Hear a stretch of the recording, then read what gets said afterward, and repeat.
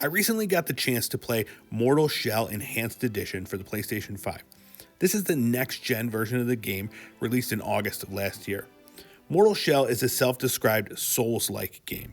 It's similar to the Soul series in so many ways. Its aesthetic, the gameplay, and even the menu system.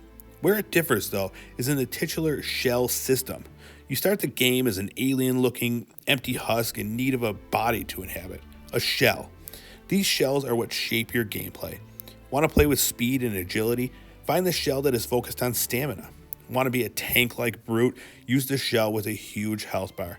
There are 4 shells to find and use throughout the game, and with no stats to upgrade or change, what you get is what you'll play throughout the game. I can see some people getting upset at the lack of customization, but I loved it. Saved so much time by not agonizing over whether to put my points into strength or agility. Although, once you find a shell that you like, there are skills and buffs you can invest in as you progress through the game. The gameplay is very familiar if you've ever played any Souls games. Lots of dodging, rolling, light attacks, heavy attacks, parries. One mechanic the game adds is the ability to harden your shell. Basically, turn into a statue to avoid taking damage. At first I wasn't a fan of this mechanic, but as I went along and got the hang of it, I realized it was a crucial role in managing the waves of increasingly difficult enemies.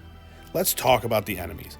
In the beginning, the enemies and the areas you explore are all pretty bland. They look beautiful as far as the 4K 60 frames per second go, but there's not much variety or style. But soon the game switches gears and it's full of interesting areas and characters pulled straight out of nightmares. Like other Souls games, the levels are all connected and broken up by the rare save point. If you venture too far from these points and die, you'll need to do it all over again. Also similar to these games are the bosses that stand as gatekeepers to these other levels. Still incredibly difficult and stylish, but more forgiving than the bosses in these other games. Lastly, the game looks and sounds amazing with all the next-gen upgrades, and the PlayStation 5 features like haptic feedback and adaptive triggers really add so much enjoyment to the playthrough. There's so many other things packed into this game that I haven't mentioned, but for the sake of brevity, I'll leave you with this. I highly recommend this game, whether you're a fan of this style of game or not. It's not as fleshed out as the Dark Souls game.